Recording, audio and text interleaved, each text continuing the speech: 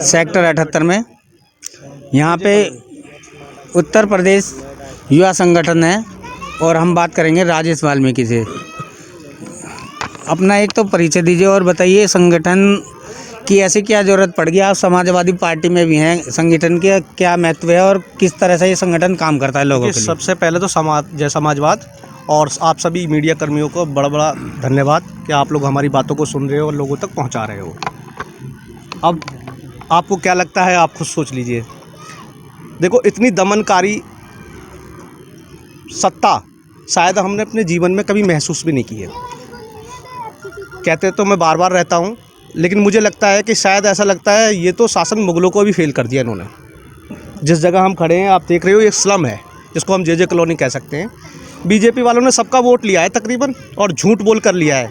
मतलब तकरीबन कितने वोट होंगे यहाँ पे? तो मेरे हिसाब से जो मुझे आइडिया मिला है, करीब 700-800 वोटों का कैंपस है ये, जो मुझे आइडिया मिला है। एग्जैक्ट नहीं कह सकता, 700-800-600 जो भी हो। पिछली बार जो लड़े थे कुछ नाम पता है?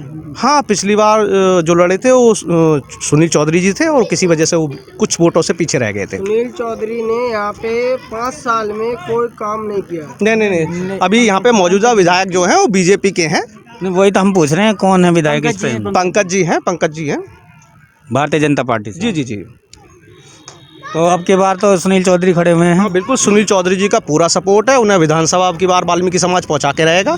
किसी भी हाल में उन्हें हम विधानसभा में भी देखना चाहते हैं। आप विधानसभा में तो देखना चाहते हो, लेकिन क्या ऐसा ना हो कि जैसे भारतीय जनता पार्टी के आप मुद्दे गिना रहे हो कि अगली बार भी ऐसा ही हो? नहीं, ऐसा नहीं होगा। देखो, एक तो जनता जागरूक है और लोगों ने पड़तालना काफ़ी झेल ली है। और जहाँ तक मैं वाल्मीकि समाज से जो संबंध रखता हूँ, आप ज़्यादा मैं अपने शब्दों से बयां भी नहीं कर सकता।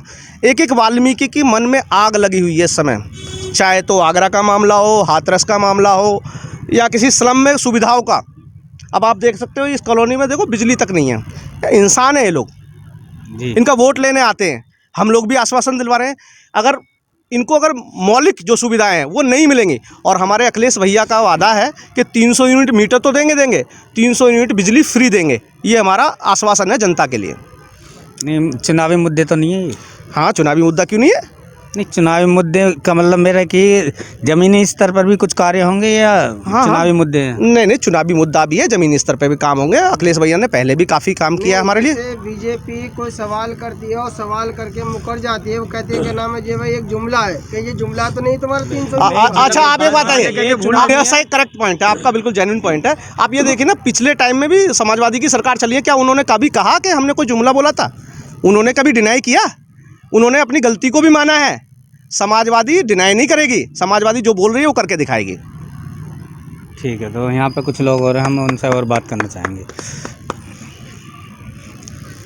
मेरा नाम दिनेश भगवाने है। मैं उत्तर प्रदेश युवा संघर्ष संगठन से राष्ट्रीय महासचिव हूँ। तो ये आपका उत्तर प्रदेश युवा संगठन है, ये किस तरह से कार्य करता है? देखिए, ये संगठन पहले तो सर्व समाज के लिए है जी, चाहे वो हिंदू हो, मुस्लिम हो, सिख हो, ईसाई हो। ठीक है। तो इस समाज में किसी जातिवाद का भेदभाव कुछ है नहीं।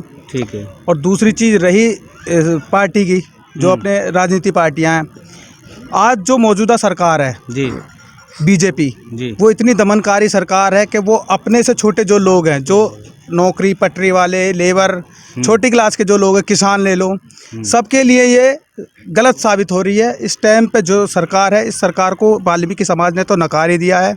बाकी जो 85% है बहुजन समाज, उस समाज ने एक ही चीज़ ठाना है कि अखिलेश भैया को मुख्यमंत्री बनाना है।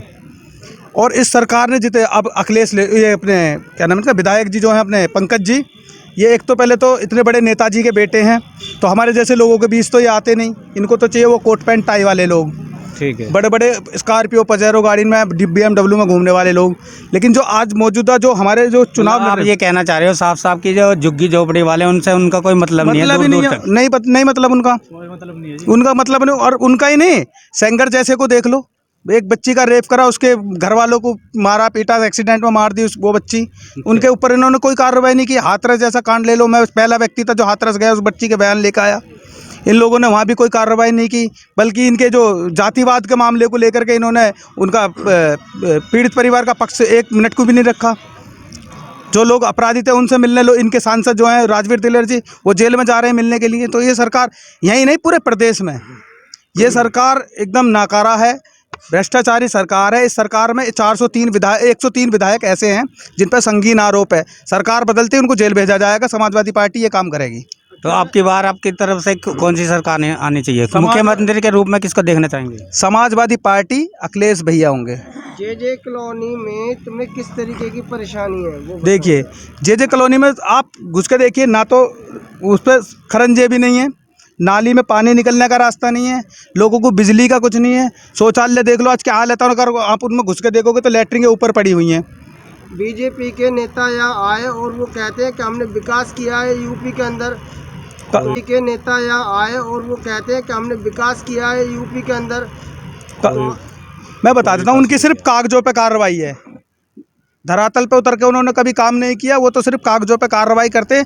बड़े बड़े बोर्ड लगा रखे, हमने ये कर दिया, हमने वो कर दिया, कुछ नहीं है। आप एक भी किसी महिला से पूछ लो, यहाँ भी पूछो, चाहे उत्तर प्रदेश में कहीं भी पूछ लो आप किसी गरीब महिला से, वो कहेगी नहीं जी हमें तो कुछ मिला ही नहीं। झूठे वादे कर देते, इसको मकान मिला, पैसे मिले। उस महिला से दूसरी मीडिया कर्मी जाते बेचारे हमारे, तो वो पूछते हैं, वो कहती है जी ना ही मिला, हमें तो कुछ मिला ही नहीं है। तो भी कैसी सरकार है ये? झूठे वादे हमें नहीं चाहिए। यहाँ पे जो यहाँ के विधायक हैं मौजूदा, वो यहाँ एक आध बार आए हैं क्या? मुझे तो नहीं लगता क्या आए, कभी नहीं आए। मुझे नहीं लगता भाई, कैसे आएंगे यहाँ पे? इससे पहले आए थे। हाँ जी, इलेक्शन के टाइम पे आए थे वोट मांगने चुनाव के टाइम पे तो आएंगे, वोट लेके जाएंगे, और जब वो विधायक बन जाएंगे तो उन लोगों को, जो विधायक जी उनको बदबू आने लगेगी, इन लोगों में से घृणा आती है। अभी आपने मनोज तिवारी का एक वीडियो देखा था जी, किसी दलित के घर पे खाना खा के आए वो, और गाड़ी में कह रहे साला उसके घर में, उसके मुंह से तो बदबू आ रही थी। वीडियो जारी हुआ, आप लोगों को सबको पता है, हर एक बच्चा जानता है उस वीडियो में। तो उनको बदबू आती है गरीब लोगों में से, जब वोट मांगते हैं तो वो उनके घर के पानी पीते, खाना खाते। हमें उन लोगों को खाना नहीं खिलाना अपने घर में, हमें भगा देना। हमारे घर में क्या फ्री का खाना थोड़ी बट रहा है। बीजेपी के जो नेता हैं वो ये कहते हैं कि गरीबों से हमें कोई बदबू नहीं आती और हम उनके तो बड़ा मतलब अंगरक्षक है। ये तो हम बता देंगे ना, अगर बदबू नहीं आती है तो मनोज तिवारी ने क्यों बोला बदबू आती है? बदबू नहीं आती तो मनोज तिवारी ने क्यों बोला था? गाड़ी में जाते जाते किसी ने वीडियो बना ली होगी, आपस वाले ने, वो इनके फेसबुक पे उड़ गई, इन्होंने उड़ा दिया सबको कि भाई अब हमें नहीं करना, ये तो बदबूदार आदमी है, इनके पास खाना नहीं खाना। अब मतलब यहाँ पे जे कॉलोनी में कहा जा रहा है कि साफ तौर पे कि ज़मीनी स्तर पर कोई कार्य नहीं हुआ है। और भी कुछ लोग हैं जो मैं थोड़ा सा पूछना चाहूँगा। साहब अत्याचार हुआ है इस सरकार में। अत्याचार ऐसे बता देंगे। आप कह रहे हैं अत्याचार नहीं, अगर कमल के फूल योगी जो हमारे यहाँ के उत्तर प्रदेश के जो मुख्यमंत्री अभी बनके जो बैठे हैं जी, इनसे बड़ा गुंडा और बदमाशी क्षेत्र में अब तक न कोई मंत्री हुआ और न कभी होगा। अच्छा, मैं मतलब बता सकता कैसे वो ऐसे हाथरस वाला श्री वो मनीषा वाल्मीकि का जो उसका रैप करके पुलिस का अधिकार नहीं बनता, जो रात के बाद 2 बजे 12-1 बजे जो ये मुख्यमंत्री को किस आधार पे तुम गुंडा कह रहे हो? उसका जवाब गुंडा इस आधार कह रहे हैं, वो अपनी जाति पाति के आधार पे मुख्यमंत्री नहीं बनता है, वो सब आधार पे ही मुख्यमंत्री बनता है। चाहे बच्चा वो वाल्मीकि का हो, चाहे जाटव का हो, चाहे ब्राह्मण का, सबका ठाकुर का हो, हत्या सबकी होती है। हत्या होती है, उस पर इंसाफ सबको मिलना चाहिए। पर सबसे ज़्यादा नहीं मिला तो वाल्मीकि समाज को नहीं मिला है, अब तक नहीं मिला है। वाल्मीकि समाज की तो सुनती नहीं है। वहाँ पे एक बच्चे की हत्या कर दी गई, वो ठाकुर थे, लोधे राजपूत, एक बीजेपी से विधायक थे, उन्होंने दबा के सपोर्ट करी और करने के बाद उस बच्चे की FIR दर्ज नहीं करी और न मीडिया वहाँ पे पहुँचने दी। और मीडिया वाले ही वैसे ही थे जो वहाँ तक नहीं पहुँचे। मीडिया पहुँची, थाने में पहुँची, वैसे ही ला के पेपर उन्होंने दे दिया। उन्होंने वैसे ही पेपर पकड़ा दिया कि ये अपने आप फांसी खा के मर गया। फांसी खा के जब मरा तो वो 14 गांठ क्यों लगा के मरा? उसे मार के इरादा से घर से ले जाके सुबह 11 बजे ले जाके मार दिया, शाम को ले जाके वो पेड़ पे टांग दिया। इस बार किसकी सरकार बनाओगे? सरकार तो खैर आने वाली समय बताएगी। समाजवादी भी वैसे सरकार हमारी अच्छी है, बहुत पहले से रही है और उत्तर प्रदेश में अच्छे विकास करे। गुंडे नहीं है क्या? अखिलेश भैया गुंडा नहीं है, को ऐसे थोड़े बहुत तो जो छुट्टे मुट्टे जो लुच्चे पुच्चे होते हैं वो करते हैं, पर अखिलेश भैया नहीं कहते किसी से क्या तुम जाकर बदमाशी करो। मुख्यमंत्री ने भी तो नहीं कहा किसी से तुम गुंडागर्दी करो। मुख्यमंत्री ने नहीं कहा है, मैं मान लिया मुख्यमंत्री ने नहीं किया है। गुंडागर्दी नहीं करी। एक बात तो हाथरस में मनीषा वाल्मीकि की जो अंतिम संस्कार करा था, योगी आदित्यनाथ जी रात में देख रहे थे लाइव पे। रात में 2 बजे 2:30 बजे उन्होंने अंतिम संस्कार करवाया था। क्या योगी आदित्यनाथ जी लाइव पे नहीं देख रहे थे? भाई उससे बड़ा और गुंडा राज क्या हो सकता है? और लाइफ में देख रहे हो ना, अगर वो चाहते तो उसको वहीं रुकवा देते, उनके परिवार को अंतिम संस्कार देते तो भाई आप करो इसे दिन में।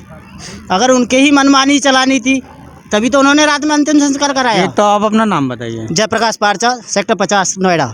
तो ये जो कॉलोनी है यहाँ पे राशन वगैरह तो मिलता होगा लोगों को? राशन कुछ नहीं मिलता है, राशन के न तो बिजली है न पानी है, कुछ भी नहीं है यहाँ, कोई सुविधा। बहन बेटी भी अच्छे से उत्तर प्रदेश गर्मी कितनी सड़ी पड़ती रहे, बेचारे गर्मी में पड़े रहेंगे, कभी लाइट का कोई संशोधन नहीं है। लाइट जैसे भाई लगा भी ले, नारा यही है भाई, बेटी पढ़ाओ बेटी बचाओ। अरे बेटी पढ़ाओ बेटी बचाओ कहाँ से लाए गया? जब एक बार बेटी को अंतिम संस्कार रात में कर रहे हैं वो, तो उसे बेटी को बचाना कहाँ रह गया उनका? अब बताइए। लड़के भी ना पढ़ रहे। ठीक है और एक हैं, हम इनसे बात कर लेते हैं। आप अपना नाम बताइए।